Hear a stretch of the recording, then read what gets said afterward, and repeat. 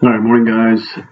This is day two of marriage as a vocation. First thing I want to do is basically just want to show you a picture of something that appeared on our deck yesterday afternoon. Beautiful day. Obviously, the duck wanted to, or the goose wanted to hang out on the deck, catch some rays, and everything else. But yeah, that was on the right outside of our kitchen. We should have brought it in and fix it for dinner, or had dinner. But that's just just something a little bit different, whatever. But moving on. So the other day we had talked about, again, marriage is a vocation, and we were talking about being a parent and what all is involved with being a parent and their responsibility. And again, being a parent is a vocation, and we'll get into that a little bit later. And we were talking about the idea that with raising children and wanting them to be good people, good members of society, good members of their faith, and all of that obviously involves the idea that in some cases we are challenged by the things in our society that may threaten what your parents may want to try to teach you about being a good person. Also, how things in our society can go against our values, and also really about our family life. Now, there are things on the other side, and you've probably all seen some things like this on the news. That parents do have a job, they have a responsibility, and sometimes they do not fulfill the responsibility, and you get these situations sometimes where the parents neglect their responsibility, and some of this can be the fact that they're overprotective. And that means that they're there to be a safety net, but they're not there to be the ones that make all of your decisions. They're not there to be the ones that hold your hand the entire time. That's one of the things that you find. Sometimes you find that with first parents, right? The first time that they become parents, they're very overprotective, because they're afraid, number one, that if they don't watch the child constantly, that something's going to happen. But then that transcends into elementary school, into high school, and even sometimes into college, where they're trying to put you in a bubble and protect you without letting you stub your toes, skin your knee, and fall. One of the other problems that you have sometimes is that parents try to be your friend rather than being a parent. There is a wall of separation that exists, right? Your parent is supposed to be your parent. An adult is supposed to be an adult. They're not really there supposed to be your friend. They're trying to put your feet on the right path, and sometimes there's conflict that exists because maybe you've kind of pushed a little too far, and your parents are going to push back. And one of the other things too, sometimes, and this might even fall into the idea of the overprotective parent, is that sometimes that the parents are trying to defend their child's lack of achievement, regardless of what it is, whether it's on in the sports arena, in drama, band, or even in the classroom. That it's always somebody else's fault. It's never their own kid's fault. The fact that maybe that you didn't, you're not a starter, is that maybe athletics is not your thing, or maybe you didn't practice as hard as you should. Same thing with academics. There's always an excuse as to why the assignment wasn't turned in, why they couldn't pass the test. The test was too hard, so my son had to cheat, and that's the reason why he was cheating. That doesn't do the child any good. Okay, so let's now look at the next part, and that's the different stages in marriage. That marriage is not one of those things where as soon as you say "I do," that it's all over and done with, and then you can move forward, and that's it. Marriage is a work in progress. It's a day-to-day process of two lives becoming one. And again, it's not something that happens As soon as you say I do, and the reception's over, and you go on your honeymoon. This is being a newlywed. Again, is that first stage is where you come together as two, right? In Genesis, it says that a man shall leave his father and mother and cling to his wife, and the two shall become one flesh. This idea of becoming one, right? Two people becoming one is a process. It takes time, and there's going to be a lot of adjustment. I mean, you've got to learn about this other person, find out what their likes and dislikes are. I mean, dating helps with some of that, but it doesn't give you the full look. I mean, you really don't get to know somebody until you've committed your lives with that person. You find out some habits that you may not have seen when you were dating. Obviously, when you're dating, you're always trying to put your best foot forward, and so there's going to be some adjustment there. There's going to be some compromise. Now, there is going to be passion, and this passion can be, both physical and it can also be emotional as two people come together. And this idea of this passion that exists can be kind of like a raging fire. This is something that you become very attentive to each other's needs. It's just the two of you. This is where you really get to know each other. And this stage in marriage, and even though newlywed, they talk about newlywed, it's 2 years at the most, but this concept of adjustment and compromise and getting to know each other can last really until the birth of the first child, which is exciting, but it's also scary. And the thing that makes it exciting is because obviously it's a new adventure. And the thing about this adventure, it goes on forever. Excuse me. Because being a parent doesn't ever end. I mean, you're a parent until you're no longer a parent. And just the idea is that regardless of how old you are, what job you have, I mean, you can become president of the United States and you're still your parent's child.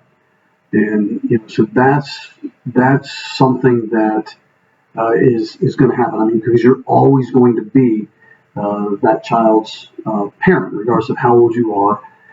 And there are challenges to that. There are struggles that you face. I mean, you're raising a child. I mean, you teach him how to walk and how to eat, and then of course when you've got other issues that are there, it can make it a challenge. It's also rewarding. I mean, it's the idea of the child is a living, breathing sign of the love that this couple had for each other, and you get to celebrate the accomplishments that occur in this child or your children's lives. So it can be a challenge. Right? It can be a challenge, but it also is rewarding. And as you have a child, right, there's obviously going to be these new responsibilities. And when you start talking about these new responsibilities, you're talking about the struggle sometimes to be attuned to each other's needs. There's also the idea of childcare. I mean, what roles are you going to play? Who's going to be in charge of raising the kids? Are you going to do it together, or is mom going to be the one that's going to be mostly responsible, or is dad going to be the one that's going to mostly be responsible? Who is going to be that primary caregiver for that child? And again, then you start dealing with some other things. This is where the compromise comes in with childcare. Is it going to be the decision where you're going to switch from being two-income family with no kids? Now that you've got a child, is it going to be a single-income family? Can you do it? Can you afford it? What do you think is best for your child? If you're going to work outside of the home, what are you going to do about daycare? Are you going to send them to a facility? Are you going to have family members do it? Are you going to have friends do it? Can you afford to do it?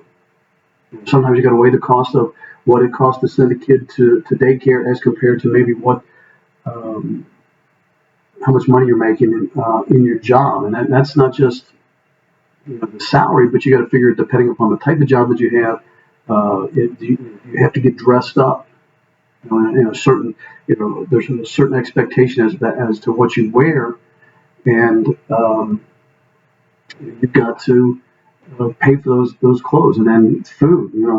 Dealing with taking your lunches, or you're going to eat lunch out. That can become expensive. So those are some of the things that have to come into play. Also, it involves your work schedule.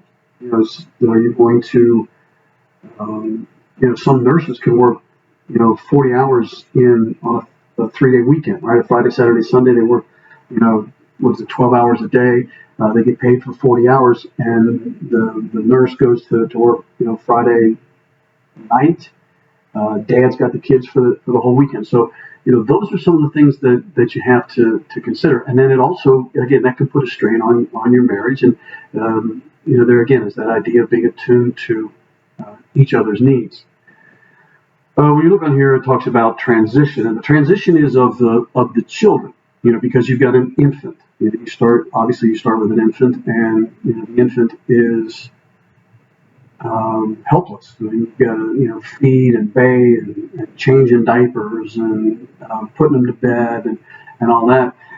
There's a lot of responsibility there, and is it going to be a shared responsibility? And if it's not a shared responsibility, again, that can put a strain on the relationship. But again, it's a vocation. It's something you're called to do if you're called to be a parent. And sometimes when people have that first kid and they realize that maybe this wasn't something that they were called to do, and that might be why some people don't have more than one kid.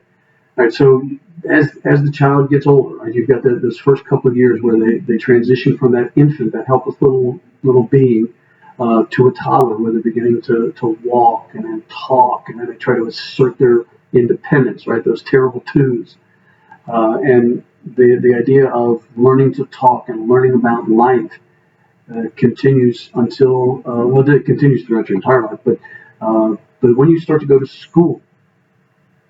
There's a big change there. There's a big transition that exists when you go to school, right? Mom's little boy has now become a big boy, and he's going off to school. And then what happens when there's other kids that are put into the mix? Do your parents have are you so close in age that you're a year, 2 years apart from brothers and sisters, and so more kids, and then you start this whole transition of raising kids again, and then you've got this whole thing with being independent, right? The older kids have to start being a little bit more independent and move on from there. Now, one of the other things we talked about with transition is with the parents. Right, there can be a transition with regard to profession, right? Getting a job. Are you going to stay in a job because your kids are in school, and you want them to be able to either graduate from the same grade school or graduate from the high school before you either take a promotion, and if you get a promotion, you're going to have to relocate, or you're going to have to get a new job. I mean, this is something people are facing right now. Is that if they're been furloughed. At this point, are they going to have a job when this whole thing is over and we start making these different transitions? So those are some of the things that we have to look at. And it also has to deal with identity. And we're talking here again about the parents.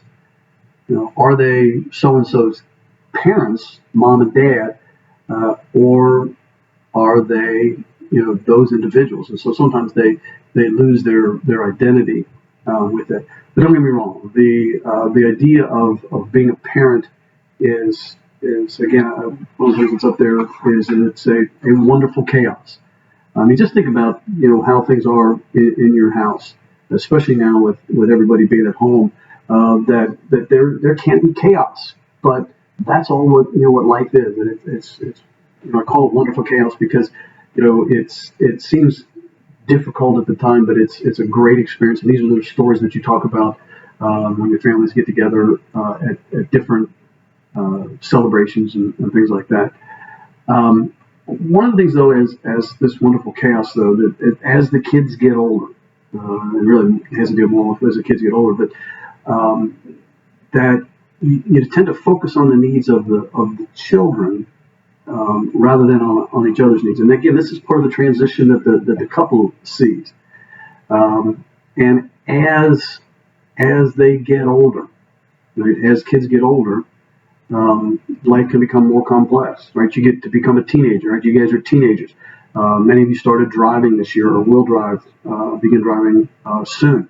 You're not far from going away to college. Right? You guys are, closer to being on your way to college than you were being a freshman in high school, and that's a big deal. Especially, if you're the first one going off in your family, that's a big deal.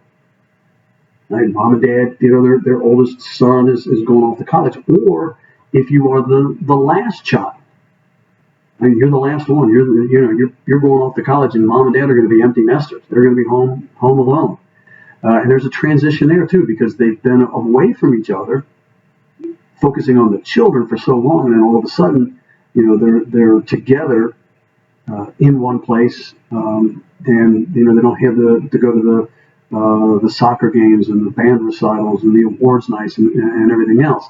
And so, for 20, 25 years, they've not been in that situation where it's just been the two of them, and now they are. And so they have to deal with those types of things that are a part of their lives as well. So those are those changes. And again, that's that change in a relationship. It's also changes in sexual expression, right? We talk about sexual intercourse as being the ultimate expression of love between a husband and wife, but they want to be attuned to each other's needs. But you've got this situation where when you have these kids, the kids' needs come first, and there's the exhaustion that comes about, and things just change, and you have to adapt, and so you have to come up with different ways of expressing intimacy that are there, and some of it, the newlywed stage is more exploration, right? You're finding out about this person, and this next part is the transitioning is that you become very comfortable with who that person is, and these are some of the things that exist that you've really got to understand with these transitions. All right, so we're going to stop here. And a couple of things that I want to mention to you. I realized that there was static on the last video, and I apologize for that. We're working on it. Hopefully, there's not as much static with this one, or none at all. We've made a few changes here. I also want to remind you that you've got a quiz tomorrow. You have your Christian Living Project number 4, which is due next Wednesday, and the plan is to try to have a test on marriage next Friday, which will be May 1st. Also, what I want you to know is that I have put a couple of more videos on the Moodle page, and these deal with the things we've been talking about today, about the idea of being a parent and the transitions that are made, and also the idea as the transitions that a couple makes as our parents make as a couple from exploration to comfort. So those will be on Moodle. Take a look at those. They're short. The ones about being a parent, those are, Love's commercials. They're kind of funny, but they're very true in dealing with a first child and having children after that. So as always, guys, stay safe and take care of yourselves and enjoy the day.